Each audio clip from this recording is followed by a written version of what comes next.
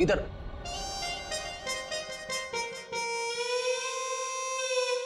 Sir एक बात बताइए ना प्लीज, ये हम लोग ब्यूरो के अंदर ये छाता, टोपी, रेनकोट ये सब पहन के क्यों बैठे? पहले बारिश का मौसम होता था, ठंडी ठंडी हवा, पानी की नन्ही नन्ही बूंदे। लेकिन जब से ये एसिड रेन का सिस्टम शुरू हो गया ना, तब से कोई नहीं जानता कि उनके ऊपर जो बरस रहा है वो पानी है या तेजाब। अरे मगर सर, ब्यूरो में तो हम लोग सब सेफ है ना। ब्यूरो में क्या प्रॉब्लम है? इधर थोड़ी होने वाली एसिड रेन। तेजाब जो है ना, वो हर चीज में छेद कर देता है। अगर एसिड रेन ने सीमेंट और ईंट पत्थरों में छेद कर दिया और अंदर आ गई, तो उससे बचने के लिए कुछ तो सुरक्षा होनी चाहिए कि नहीं? अगर इतनी मजबूत छत को एसिड रेन फाड़ के आ सकती है, तो फिर ये छाता क्या करेगा? छाता तो होता ही है हर बारिश की सुरक्षा के लिए। ये देखिए सर, ये जो तेजाब की बारिश हुई है, ये 2 किलोमीटर के रेडियस में हुई है, सिर्फ और सिर्फ प्रीत नदी में। ये बारिश आर्टिफिशियल तरीके से कराई गई है सर, शायद क्लाउड सीडलिंग के जरिए। हो सकता है। क्या हो रहा है, हैं? ये सब क्या पहन के रखा तुम लोगों ने? ये फ्रेडी से डर रहे हैं सर, एसिड रेन से डर रहे हैं। अच्छा सर, जिसने भी ये एसिड रेन करवाया है, हो सकता है इसकी किसी से दुश्मनी हो कॉलोनी में। ऐसा होना मुश्किल है। किसी एक आदमी से दुश्मनी निकालने के लिए कोई इस हद तक नहीं जाएगा। ऐसा लगता है ये हमला पूरी कॉलोनी वालों के लिए था। हाँ सर, तभी मुजरिम ने एसिड रेन उसी वक्त करवाया जब सब लोग अपने घरों से बाहर थे डिनर पार्टी के लिए। सर, ये मिस दामिनी कुमार है, मौसम विभाग से। आप तो वही है ना जिनके जरिए टीवी पर देखकर सबको पता चलता है कि बारिश का होने वाली है और प्यार की धूप धूप कहाँ खिलने वाली है? जी, मगर फिलहाल तो बारिश होने का कोई आसार नहीं है। Thank you.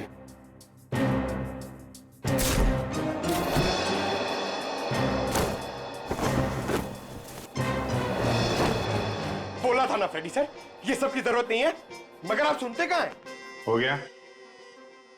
दामिनी जी, आप ये बताइए, जो रिपोर्ट हमने मौसम विभाग को भेजी थी वो आपने पढ़ी? परसों रात ऐसे कोई बादल नहीं बने थे आकाश में जिससे तेजाब वाली बारिश हो, और ना ही हवा में ऐसे कोई पोल्यूटेंट्स पाए गए। मतलब ये एसिड वाली रेन आर्टिफिशियल थी? लगता तो ऐसे ही है। अरे, फॉरेंसिक लैब ही है या किसी गलत जगह पे आ गए हम लोग? सर, फॉरेंसिक का माहौल देख के लगता है कि हम लोग कुल्लू मनाली पहुंच गए सर। बहुत बढ़िया, बहुत अच्छे हैं।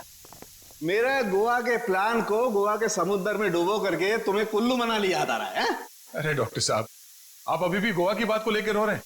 3 बार जाते जाते रह गया हूं मैं। इस बार तो प्लेन में बैठ चुका था, फिर ही कॉल आ गई, अर्जेंट कॉल फॉर डॉक्टर सालू के सीआईडी कॉल्स यू। बस आना पड़ा ना।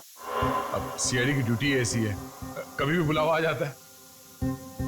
हाँ, तभी तो आपने लैब में ही छुट्टी का माहौल तैयार कर लिया। गोवा ना सही, कुल्लू मनाली ही सही। ए बस, मैं यहाँ पर बिना तेजाब के बादलों का निर्माण कर रहा हूँ।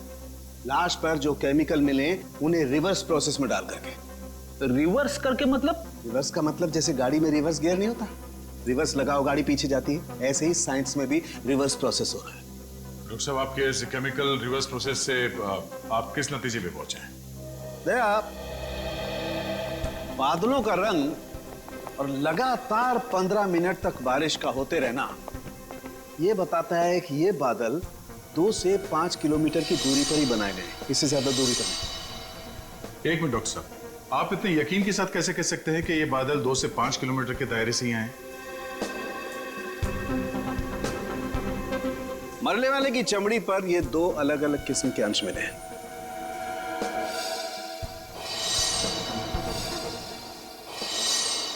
और ये दोनों अंश उस तेजाब के हैं, और तेजाब के तरल और गैस फॉर्म की कैलकुलेशन से मैं इस नतीजे पर पहुंचा हूं कि ये बादल 5 किलोमीटर के दायरे में ही बनाए गए। लेकिन डॉक्टर साहब, एक बात समझ में नहीं आ रही कि इन बनावटी बादलों से, नकली बादलों से बारिश कैसे करवाई गई? एक किस्म के केमिकल से जो ट्रिगर का काम करता है।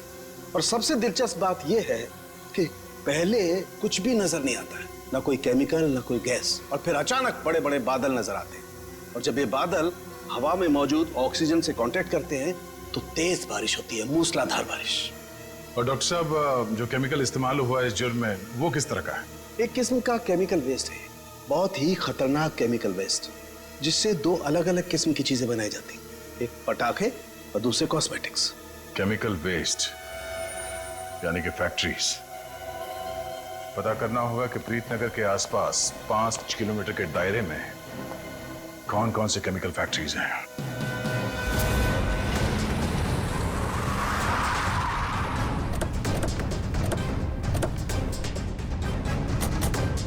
केमिकल फैक्ट्री प्रीतनगर कॉलोनी के पास यही एक फैक्ट्री है जहां से केमिकल वेस्ट निकलता है। जयवंत स्प्रे लाइए, पता चल जाएगा।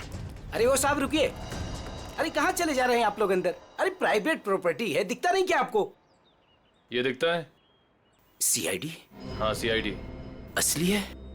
क्यों, कोई नकली आईडी दिखा के भी आया क्या सीआईडी वाला यहाँ? दरअसल मुझे यकीन नहीं हो रहा है कि सीआईडी वाले का यहाँ क्या काम। यहाँ से किसी ने जहरीली गैस निकाल कर तेजाब की बारिश की है। तेजाब की बारिश? चेक कर लेते हैं अंदर। पर यार फैक्ट्री में चिमनी तो नजर आ नहीं रही। बिना चिमनी के बादल कैसे बनाएंगे? शायद कोई और रास्ता अपनाया होगा बादल बनाने का। आसपास ढूंढते, शायद कोई जहरीली केमिकल मिल जाए। देखो। Yes sir. Good afternoon sir, मैं विकास, इस फैक्ट्री का पुराना मैनेजर। आप लोग क्या ढूंढ रहे हैं? एक जुर्म के सुराग ढूंढ रहे हैं आप। मगर सर ये फैक्ट्री तो 6 महीने से बंद पड़ी है, यहाँ कैसे कोई जुर्म हो सकता है? यहाँ से कुछ किलोमीटर दूर जो प्रीतनगर कॉलोनी है, उस पर एसिड की बारिश की गई। तो आप लोगों को लग रहा है कोई एसिड की बारिश यहाँ से कराई गई है? प्रीतनगर के पास यही एक फैक्ट्री है जहाँ पे केमिकल का इस्तेमाल होता है। सर हमारी फैक्ट्री में केमिकल्स बनते थे, लेकिन जहरीले नहीं, जिससे किसी को कोई नुकसान पहुंचे। 5 मिनट में पता चल जाएगा कि इस फैक्ट्री में जहरीले केमिकल थे या नहीं।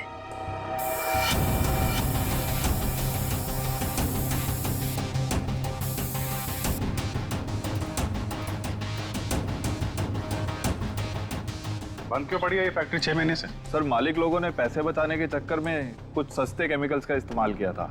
उनमें से कुछ एक केमिकल्स पर तो पाबंदी लगी हुई थी, सो फैक्ट्री को ताला लगा दिया। यहाँ पे खतरनाक केमिकल का खजाना था, पर तुम कह रहे हो कि कोई केमिकल मिलेगा नहीं यहाँ पे?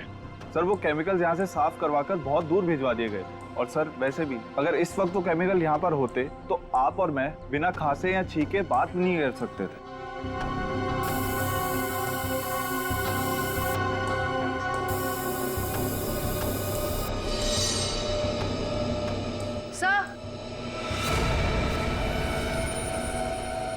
सर यहाँ कुछ केमिकल्स के ट्रेसेस मिले हैं।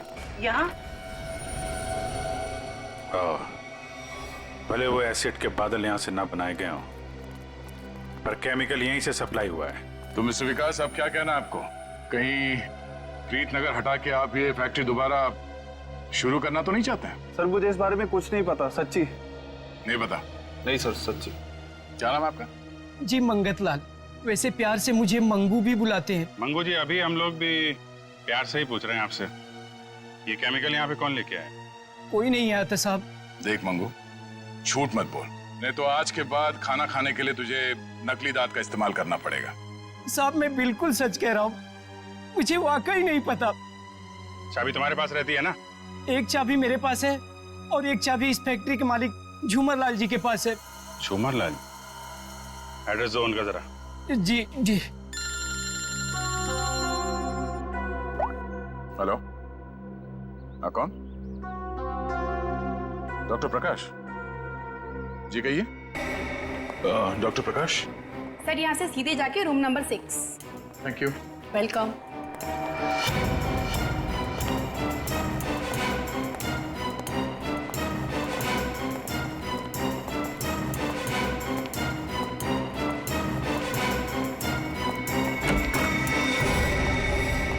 डॉक्टर प्रकाश।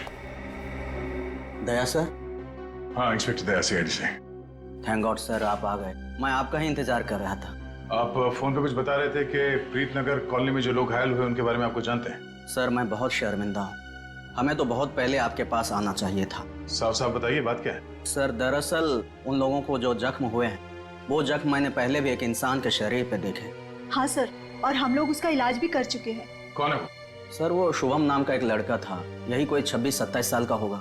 और इतनी बड़ी बात आपने हमसे छिपा के रखी? ये शुभम इस वक्त कहाँ है? आपके हॉस्पिटल में? नहीं, उसे एक औरत अपने साथ ले गई। कह रही थी कि मैं इसकी माँ हूँ, रजनी नाम बताया था उसने।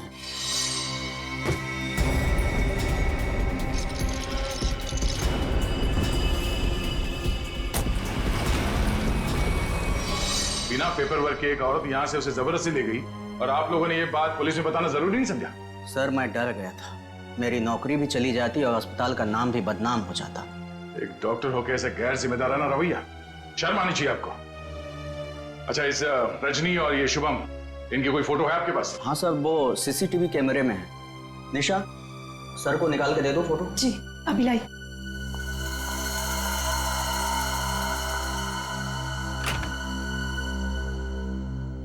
ये रजनी अपने आप को शुभम की मां बता रही है, कुछ तो चक्कर है। सर कहीं ये एसिड वाली बारिश इस रजनी ने तो नहीं करवाई?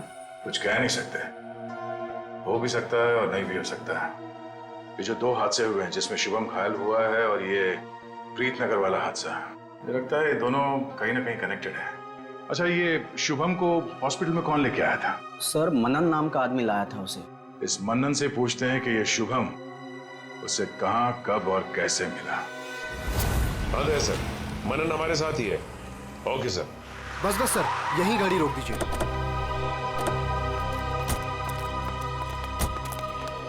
यही वो जगह है, बिल्कुल यही वो जगह है सर, जहां शुभम मुझे घायल हालत में मिला था। अच्छा,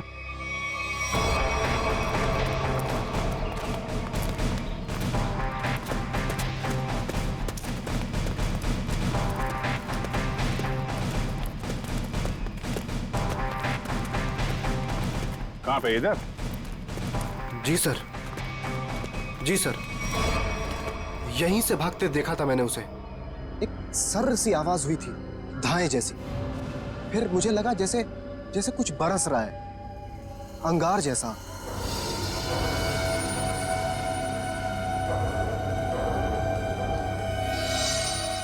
लेकिन फिर उसके बाद सब गायब हो गया था और शुभम मुझे उसी हालत में गिरा हुआ मिला सर।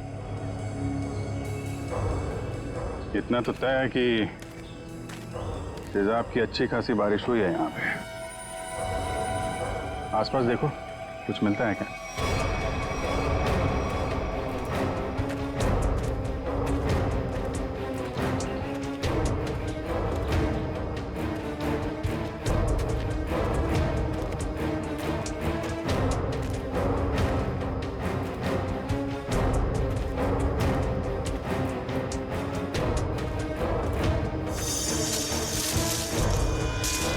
Sir phone. सर शायद सोहम का होगा।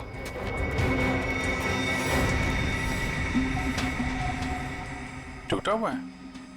ऑन होता है क्या? नहीं सर, बैटरी गई शायद। ओह, ठीक है, रख लो। ऑन होगा तो काफी कुछ काम आएगा।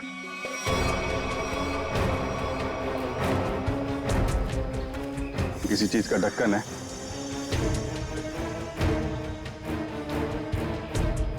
कैप में तो कुछ लगा हुआ है। जरा वो स्प्रे लेके आओ। किस तरह? लगता है फिर से तेजाब का खतरा है। इस बार तो मैं दूर खड़ा रहूंगा।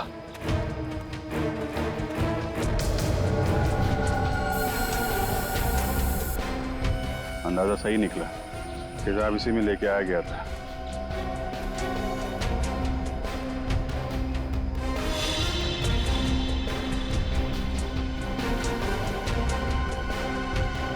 सर। हाँ सचिन, ये देखिए सर, यहाँ पे कुछ दबा के रखा गया है। पंकज जरा हटाओ इसे।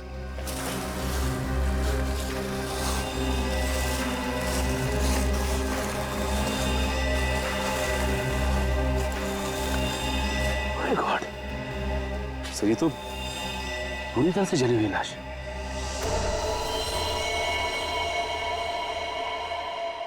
मनन, अब वो शुभम के साथ तुमने किसी और को भी देखा था क्या? नहीं सर, मैंने तो नहीं देखा था। इतनी बेरहम मौत? हाँ सर, कोई किसी को इतनी बेरहमी से क्यों मारेगा? किसी को मारने के तो कितने तरीके होते हैं, ये तरीका क्यों इस्तेमाल किया? मुझे लगता है मारना मकसद नहीं था, मकसद था ये तेजाब वाली बारिश का एक्सपेरिमेंट, ताकि वही बारिश प्रीतनगर में किया जा सके। प्रीतनगर कॉलोनी वालों से पूछताछ करते हैं, शायद उनसे पता चल जाए कि कौन कर सकता है ये सब। ये फोटो देखिए, ये शुभम है, इस पे भी वैसे ही तेजाब वाली बारिश की गई थी। और ये है उसकी किडनैपर रजनी। इन दोनों को पहले कभी यहाँ पे देखा है आप लोगों ने? नहीं ऑफिसर। लेकिन इस रजनी की हमसे ऐसी क्या दुश्मनी है जो इसने हमारे साथ ऐसा किया? मैंने कब कहा कि रजनी ने ये सब किया है? वैसे भी किसी के साथ दुश्मनी हो तो 2-4 लोगों के साथ हो सकती है, पूरे कॉलोनी वालों के साथ नहीं। ये हमला किसी मकसद से किया गया है, शायद इस कॉलोनी को खाली कराने के मकसद से। अच्छा, ऐसा कोई इंसान है जो ये चाहता है कि आप लोग अपना घर खाली करके कहीं और चले जाएं? एक ऐसी इंसान है जो हमें यहाँ से निकालने के लिए किसी भी हद तक जा सकती है, और वो है साशा। साशा? सर ये बिल्कुल सच कह रही है, ये है साशा, और ये साशा के लैब असिस्टेंट। सर दोनों ने घर में ही कॉस्मेटिक्स की लैब खोल रखी, और इनकी लैब में मुझे उन्हीं केमिकल्स के वेस्ट मिले हैं जो एसिड की बारिश करवाने के लिए यूज किए गए। तुम हमारे साथ ब्यूरो चलो। तो साशा जी बताइए, तेजाब वाली बारिश क्यों करवाई आपने? सर मैं आपसे बार बार कह चुकी हूँ, मैंने कोई बारिश नहीं करवाई है। आपके खिलाफ आपके मोहल्ले वालों ने एफआईआर दर्ज करवाई है, मालूम है आपको? हाँ सर, मैं मानती हूँ कि मैंने मोहल्ले वालों को धमकाया था घर खाली करने के लिए, क्योंकि सर वो मेरा बिजनेस बंद करवाना चाहते थे, लेकिन मैंने कोई तेजाब वाली बारिश नहीं करवाई सर। तो वो केमिकल्स आपके घर में क्या कर रहे थे? मुझे कुछ नहीं पता। देखो, ये बार बार नहीं पता बोलने से काम नहीं चलेगा। सर आप मुझे इसके साथ कुछ देर के लिए अकेला छोड़ दीजिए, 10 मिनट में तोते की तरह सब सच बोलेगी। हाँ शांत जयवंती मैडम, बेकसूर को इस तरीके से डराया धमकाया नहीं जाता भाई, शांत। सर ये सब किया धरा इसी का है, ये नाटक कर रही है। ये कोई नाटक नहीं कर रही, क्योंकि जो केमिकल्स आपको इनके घर से मिले हैं उनसे तेजाब की बारिश नहीं हो सकती। क्या? आपको पूरा यकीन है? इधर तुम ना ये रिपोर्ट पढ़ लो, इस रिपोर्ट में साफ साफ लिखा हुआ है कि बारिश तो दूर, इन केमिकल से भाप तक नहीं बन सकती है। पता है ये रिपोर्ट किसने लिखी है? किसने? तारिका जी ने। हाँ तो फिर पढ़ने की क्या जरूरत है, ठीक ही लिखी होगी। मतलब सालू के साथ मैं बेवजह खुश हो रहा था कि केस खत्म और पैसा हजम, अब तो नए सिरे से खूनी को ढूंढना पड़ेगा। शायद वो नया सिरा इतना दूर नहीं है फ्रेडी, इतना तो तय है कि उस केमिकल से तेजाब की बारिश नहीं हो सकती, और वो केमिकल मिला है साशा जी आपके घर पे। आपको कुछ याद आ रहा है, कोई ऐसा आदमी आया हो हाल फिलहाल में जो ऐसा केमिकल आपके यहाँ रख सकता हो? अरे हाँ सर, मेरे तो दिमाग से ही निकल गया था सर। जो कार्टन्स आपको अभी मिले हैं वो कुछ दिन पहले डिलीवरी बॉयज रख के गए थे। और ये कौन थे डिलीवरी बॉय?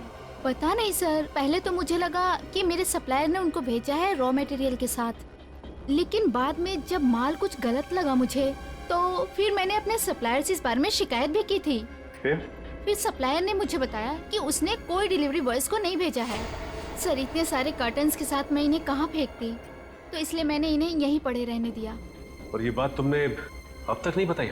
सर आप सीआईडी वालों से मैं इतना डर गई थी, इतना टेंशन में आ गई थी कि मैं सब कुछ भूल गई। अच्छा वो कितने डिलीवरी बॉयज? सर 2 थे। उनके चेहरे याद हैं आपको? हाँ कुछ कुछ। गुड। जयवंती, स्केच आर्टिस्ट को बुलवा लो और वो उनके स्केच बनवाओ। जी सर। हाँ दे, शुभम का एड्रेस मिल गया? ठीक है, तो फिर देख लो वहां पे क्या पता चलता है।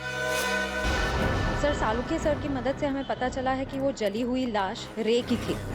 ये शुभम और रे दोनों शायद यहीं रहते हैं। हाँ सर, एड्रेस यहीं का मिला है। सर ये घर किसी मारिया नाम की औरत का है। अब आगे की कहानी ये मारिया जी ही बताएंगी।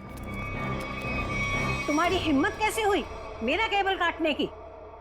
कब से कह रहे हो तुम? मैकेनिक आ रहा है, मैकेनिक आ रहा है, कोई मैकेनिक नहीं आ रहा है, अभी तक नहीं आया है। देखो तुम जल्दी करो वरना ठीक नहीं होगा, समझे तुम? तुमने 4 लोगों को क्यों भेज दिया? और एक लड़की भी उनके साथ में। देखिए मैडम, आपको कुछ गलतफहमी हो रही है। हम लोग सीआईडी से। सीआईडी से? देखा, वो अभी तक नहीं आया है। तुम जल्दी भेजो, नहीं तो मैं सारे मोहल्ले का कनेक्शन कटवा के रख दूंगी। क्या बात है आंटी जी, आपका केबल कट गया तो इतना गुस्सा आ रहा है? आप टीवी बहुत देखती है ना?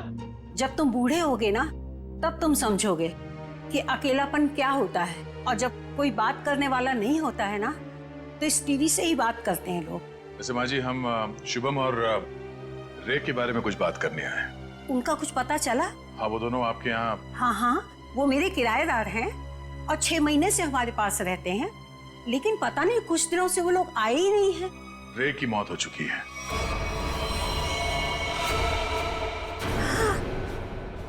क्या? कैसे?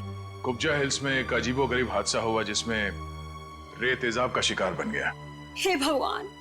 और शुभम, वो कैसा है? मैम, अभी तक शुभम का कुछ पता नहीं चल पाया है। आप फिक्र मत कीजिए, हम उसे जल्द ही ढूंढ निकालेंगे। माँ जी, इन दोनों का किसी के साथ कोई दुश्मनी, कोई कहां सुनी हुई थी?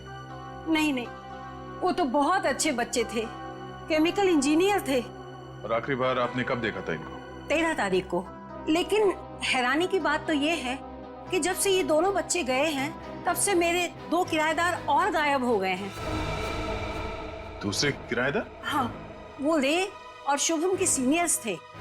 मुझे लगा चारों का ही पिकनिक मनाने गए होंगे, इसलिए मैंने उनको ढूंढने की भी कोशिश नहीं की। अच्छा, इन्हें स्केच दिखो। इनमें से किसी को पहचान लिया? हाँ, ये 2 तो सीनियर्स हैं, लेकिन इसको मैं पहचानती नहीं।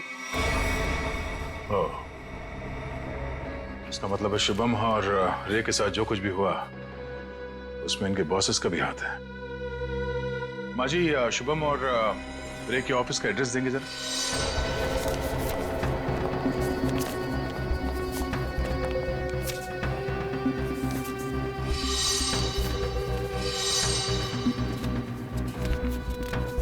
सर, वो सिक्योरिटी गार्ड ने तो कहा था कि यहाँ पे कोई भी केमिकल यूनिट नहीं है। वो मारिया जी ने कहीं गलत एड्रेस तो नहीं दे दिया? पता चल जाएगा। श्रेया, वो केमिकल डिटेक्टर लाई हो ना? हाँ सर। Excuse me. ये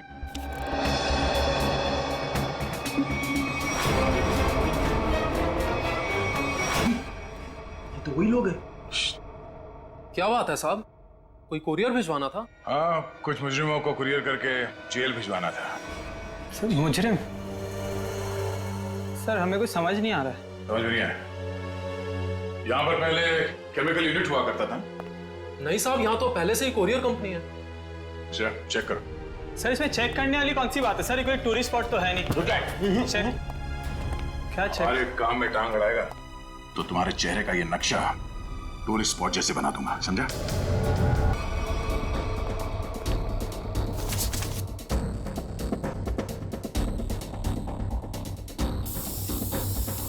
श्रेया मैम, एसिड के ट्रेसेस हैं इसमें। सर, रूम में एसिड के ट्रेसेस हैं। एसिड के ट्रेसेस हैं? हाँ? ये शुभम और रे यही काम करते थे केमिकल यूनिट में। वो गायब हो गया, उसके पीछे पीछे तुम लोग भी गायब हो गए। क्यों? सर, रे, शुभम, ये नाम तो पहले कभी नहीं सुना सर। कभी नहीं सुना? तो साशा का नाम भी नहीं सुना होगा फिर? सर, कौन सा आशा? सर, हमने नहीं सुना। कौन सा आशा? अरे बाप रे बाप, श्रेया, यहाँ पे तो तेजाब की दुकान लगी है। क्या?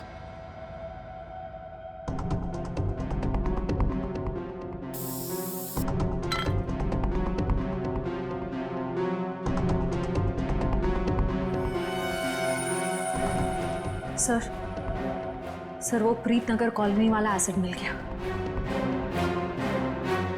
सर को बताते। सर, अंदर वही तेजाब मिला है जो प्रीतनगर कॉलोनी पे बरसाया गया था। तुम लोग इस एसिड का आखिरी लॉट कहीं कुरियर कर रहे थे? लगता है यहाँ की पूरी सफाई होने से पहले हम लोग यहाँ पे आ गए। चलो, कोई बात नहीं। इन चारों को खड़ा करते हैं और एसिड रेन इनके ऊपर बरसाते हैं। वो भी बिना छतरी के सर। नहीं, चलो। माफ कर दीजिए सर, नहीं करेंगे। साहब, हमने तो बस वही किया जो हमसे कहा गया। किसके कहने पे किया तुम लोगों ने? सर, रजनी जी के कहने पे किया सर सब कुछ। रजनी, वो नकली माँ? शुभम, सर वो तो उनका इलाज करवा रही है सर। ऐसा क्या लगाव है कि उसका इलाज हो रहा है? सर वो तो रजनी जी जानती होंगी। कहाँ है तुम्हारी ये रजनी जी? सर हमें कुछ नहीं पता सर, ना उनका एड्रेस ना फोन नंबर। सर वो खुद ही कांटेक्ट करती थी जब भी हमारी जरूरत पड़ती। सर हमें कुछ नहीं पता साहब। शुभम का इलाज किसी क्लिनिक या हॉस्पिटल में चल रहा होगा। आसपास के सभी हॉस्पिटल में पता करते हैं। डॉक्टर साहब एक बार फिर से ये फोटो देख लीजिए, कोई गलतफहमी तो नहीं हो रही है ना? नहीं सर, कोई गलतफहमी नहीं हो रही, यही लड़का था और इसके पूरे शरीर पे तेजाब वाले जख्म भी थे। और औरत भी यही थी? 100%। पर सर ना जाने क्यों इसको यहाँ एडमिट कराना नहीं जा रही थी। जो इलाज हॉस्पिटल में हो सकता है वो घर पे नहीं हो सकता ना। वाह डॉक्टर साहब वाह, लाख पते की बात कही है आपने। डॉक्टर साहब आप कब जा रहे हैं इनके घर पे इलाज के लिए? मैं नहीं जाने वाला हूँ, आज ये लोग यहाँ हॉस्पिटल में आने वाले हैं। तो चलो उनके स्वागत की तैयारियां करते हैं। Thank you.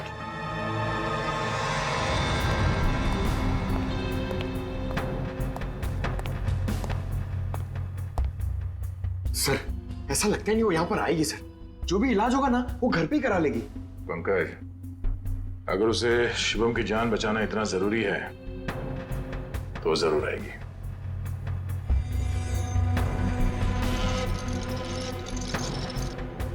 सर लगता है खिचड़ी पक गई।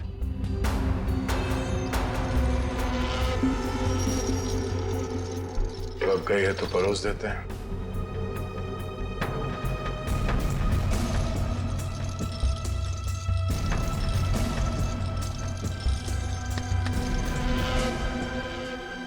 जी आप डॉक्टर साहब से मिलने जा रही हैं रजनी जी?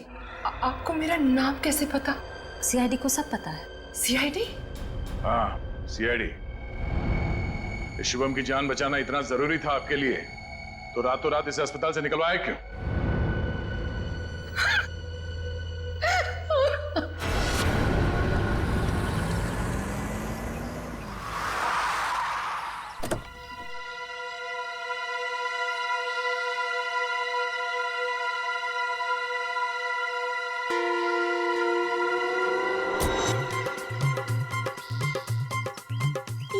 चमनलाल तो नहीं है, अब किसे उठा के लेके आए? अरे मुझे क्या पता कौन है। कॉलोनी को जरा जी भर के देखना है। मेरे जिगर का टुकड़ा, हीरे मोती सा मुखड़ा है इस कॉलोनी का। बड़ा प्यार आ रहा है आपको कॉलोनी पे। आप कौन है और बंगले खरीदने आए हैं? अब बंगले नहीं, पूरी कॉलोनी खरीदने आया हूँ। चावली जी नाम है मेरा, बिल्डर दावेली। ये लो जी मेरा कार्ड पत्र। बढ़िया है ना? आपका दिमाग तो ठीक है? हाँ जी। देखिए यहाँ कुछ बिकाऊ नहीं है। अरे बिक चुका है बेटे लाल, बिक चुका है। ये सारी जमीन सरकार से मैंने खरीद ली। आप लोग जो हो ना इसमें गैर कानूनी ढंग से रह रहे हो, मैं निकाल के बाहर कर दूंगा। अरे हमने बाकायदा पैसा देकर खरीदा है घर। आप होते कौन है पैसा निकालने वाले? कल सुबह 11 बजे बुलडोजर आ जाएगा आपके घोंसले गिराने। मिलता हूँ। सुखिए सुखिए। दाबली जी देखो बहुत महंगा पड़ेगा तुम्हें ये सब। बेटे लाल, दाबली जी जब सौदा करता है ना तो सस्ते महंगे की परवाह नहीं करता। कल मिलेंगे बुलडोजर के साथ। Bye bye tata bye bye. चलो नहीं चलो।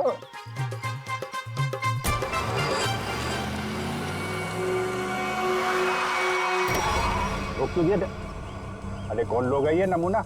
आटो नहीं, अरे तुम्हारे को सुन नहीं रहा क्या?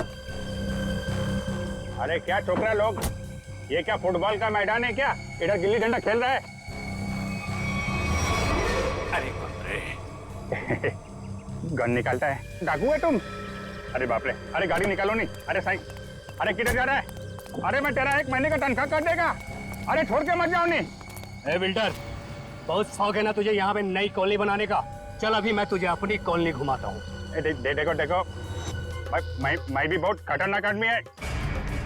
तुम एसीपी प्रद्युमन का नाम सुना है? दया का नाम सुना है? अभिजीत का नाम सुना है? हाँ मालूम है, ये सीआईडी वाले हैं। तो क्या हुआ? ओ पर्सनल जान पहचान है उनसे मेरा। हम तुम लोग को अंडर करवा देगा, समझा तुम? और डाबली बाबू, ये सीआईडी वालों की धमकी किसी और को देना। फिलहाल तुम चलो हमारे साथ, लॉन्ग ड्राइव पे चलते हैं। हाँ लॉन्ग ड्राइव पे चलो। अरे देखो, अरे देखो, चलो इसे अंदर। अरे देखो, अरे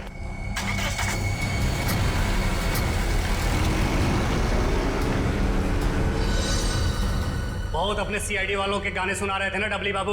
अब मेरी बात सुनो, जैसे ही सीआईडी वाले तुम्हें बचाने के लिए यहाँ आएंगे, फिर छम छम छम छम छम छम छम जब जोर की बारिश होगी, पानी की नहीं तेजाब की बारिश होगी, तेजाब की।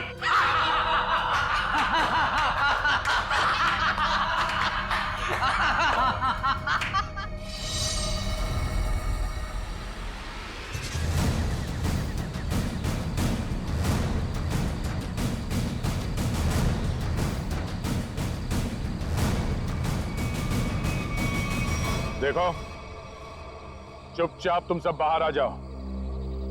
हम जानते हैं दाबली तुम्हारे साथ है।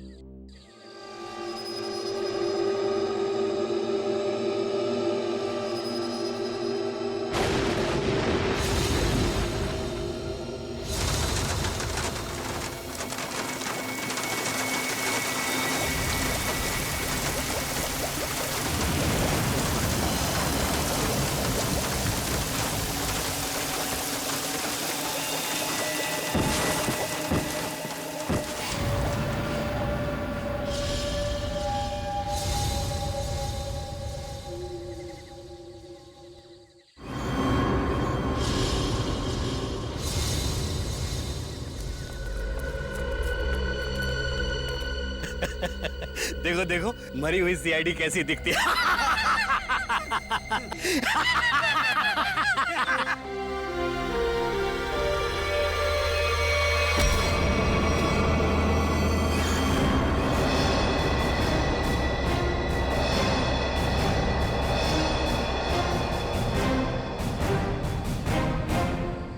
सीआईडी को मारने चले थे, हैं?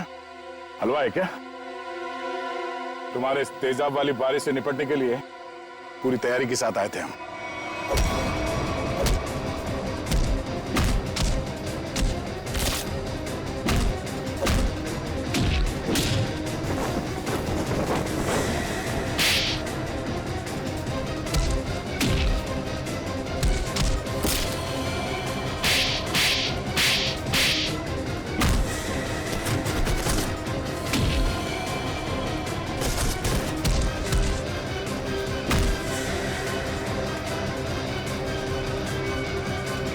रुक जाओ।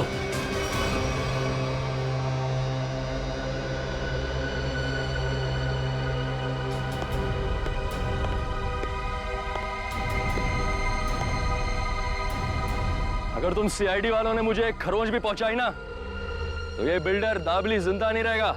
सीआईडी को धमकियां? हाँ? तो हमारे ताश का वो पत्ता भी देख लो जिसे तुरुप का इक्का कहते हैं। इन्हें तो पहचानते हो ना तुम? बेटा हथियार डाल दो बेटा, सीआईडी को सब पता चल चुका है, इनसे जीतना नामुमकिन है। नहीं,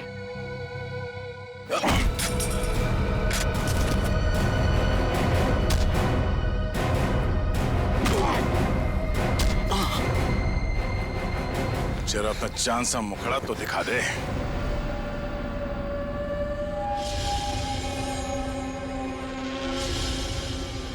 प्रणय,